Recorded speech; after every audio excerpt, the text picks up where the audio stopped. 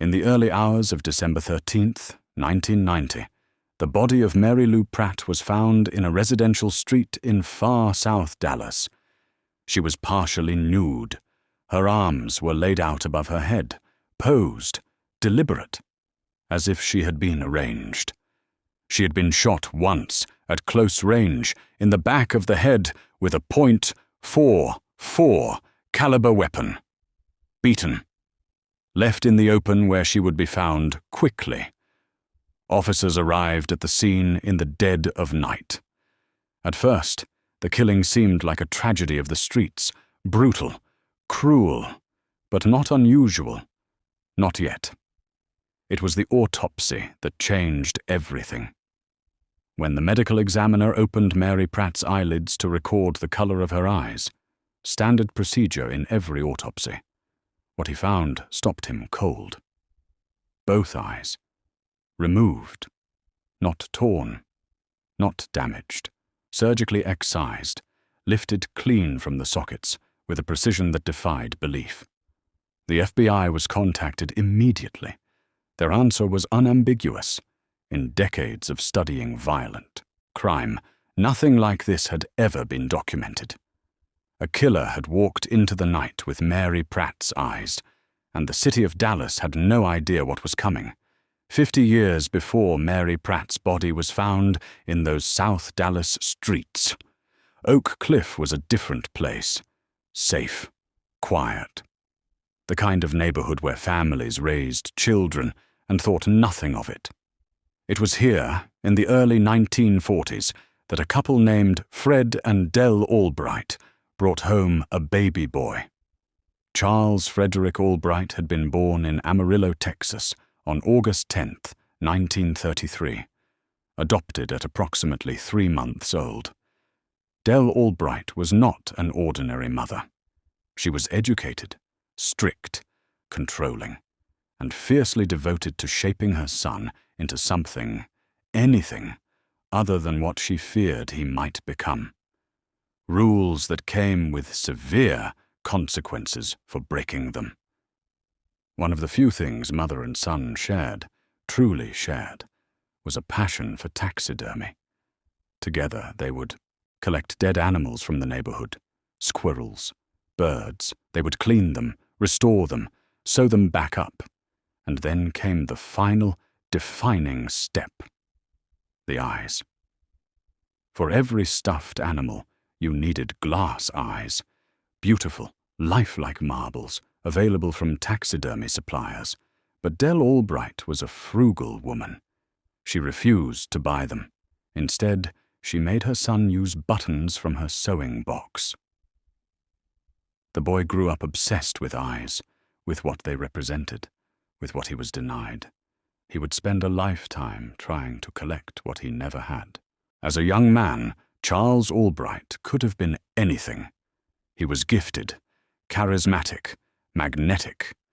But from his earliest years, something else ran underneath that charm.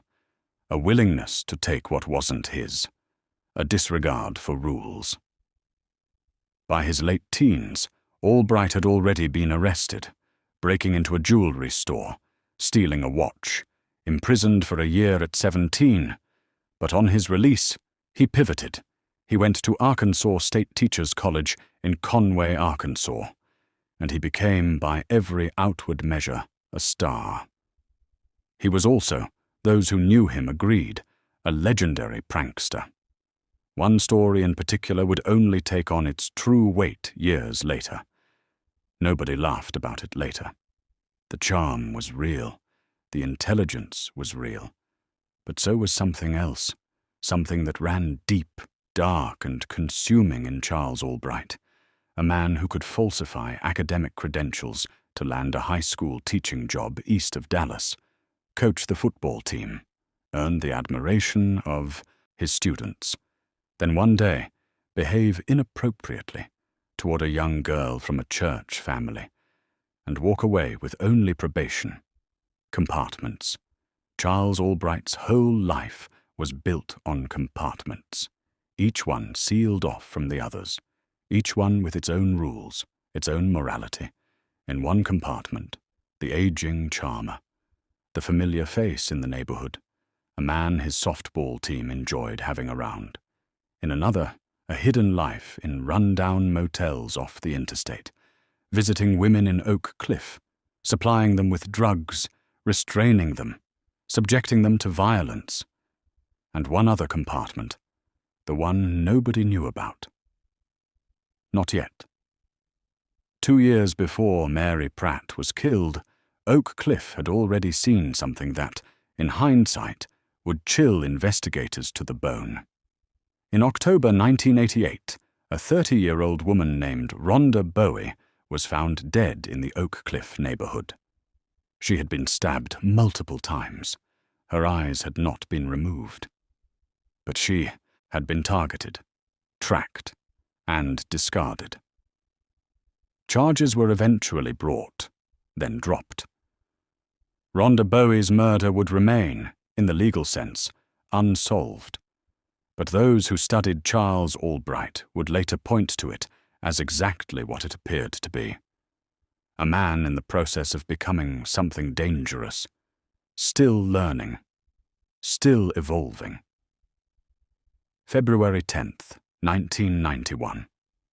Almost exactly 8 weeks after Mary Pratt's body was found, police were called to the same stretch of road. Another woman, another killing. The victim was 27-year-old Susan Beth Peterson, another woman from the Oak Cliff area. Partially clothed, positioned deliberately, shot in the head, and detectives already feared what the autopsy would confirm. 2 women, same stretch of road, same gun, same precise removal of the eyes. And detectives knew with terrible certainty he would do it again. Police moved quickly to warn the women working Oak Cliff streets. A serial killer was among them, a killer who was taking things, the most intimate things imaginable. But warning the women was one thing, keeping them off the streets was another. And while the women of Oak Cliff lived in terror, one local resident seemed completely unbothered. Charles Albright had been living in Oak Cliff his entire life. He was now 57 years old. He worked odd jobs when he could, night shifts delivering newspapers, carpentry, whatever kept the bills at bay. His main income came from rental properties inherited from his parents. He was living with a woman named Dixie, a widow from Arkansas, a woman who believed, completely and without question, that she was living with Prince Charming. What Dixie could not imagine, what she had no way of knowing, was what happened when she went to work each day. He charmed them the same way he charmed everyone. But they would see the other side too. Those who knew him outside of Oak Cliff's red light world saw only the gregarious local. The man who cracked jokes, who backed down from confrontations, who was, everyone agreed, completely harmless. Everyone except one. But once, just once, the mask slipped. March 19th, 1991. The killer struck again. The victim's name was Shirley Williams, 45 years old, a black woman. The first time the killer had crossed the racial line in his choice of target. She was found completely nude, her body propped near a tree, directly across the street from a grade school, left where children would see her. The detective at the scene did not need to wait for the autopsy. He already knew. But this time something was different. The first 2 women, Mary Pratt and Susan Peterson, had been operated on with extraordinary care. Precision cutting. Not a scar on the eyelids. Not a drop of blood. Shirley Williams was different. There had been a struggle.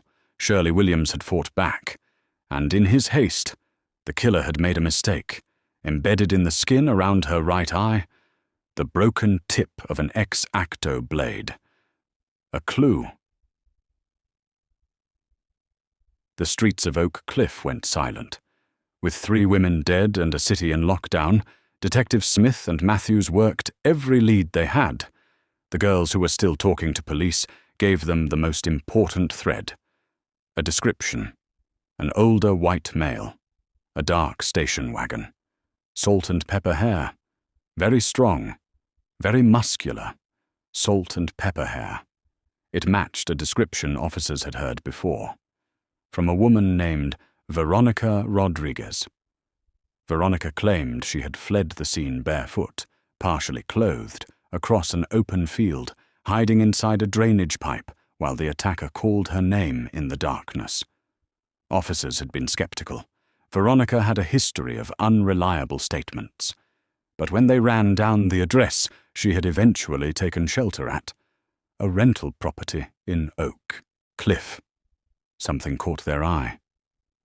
The owner, Charles Albright, a 57-year-old Oak Cliff resident with salt and pepper hair, a man who owned rental properties within walking distance of every single dump site, a man with a lifetime of criminal history that had somehow never brought him to this moment. Until now, the shattered community of Oak Cliff would spend years trying to make sense of what Charles Albright had done. Why the women? Why the eyes? A schoolteacher mother who denied him the glass eyes he craved. A lifetime of obsession. A man who could walk through the world wearing any face he chose. Charming, warm, harmless, while something else ran silently underneath. Inside his prison cell, it was reported that Albright kept drawings on the wall. Beautiful women's eyes, sketched one after another, row upon row. A gallery of the thing that had driven him. Charles Frederick Albright served his sentence at the John Montford Psychiatric Unit in Lubbock, Texas. He never confessed. To the end of his life, he maintained that he was innocent, that he had never known the women of Oak Cliff, that the police had the wrong man. On August 22nd, 2020, Charles Albright died of natural causes in a Lubbock hospital. He was 87 years old. The eyes of his victims were never recovered. Mary Lou Pratt was 33 years old. She had loved her family. She had wanted out of the life. Susan Beth Peterson was 27 years old. Shirley Williams was 45 years old. She had been last seen wearing jeans and a yellow raincoat, climbing into a car on the streets of Oak Cliff. Rhonda Bowie was 30 years old. They were living out there. They were working out there. And they died out there. And the city of Dallas, the gleaming, shining symbol of the Southwest, would carry their story long after the man who took from them finally closed his own eyes for the last time.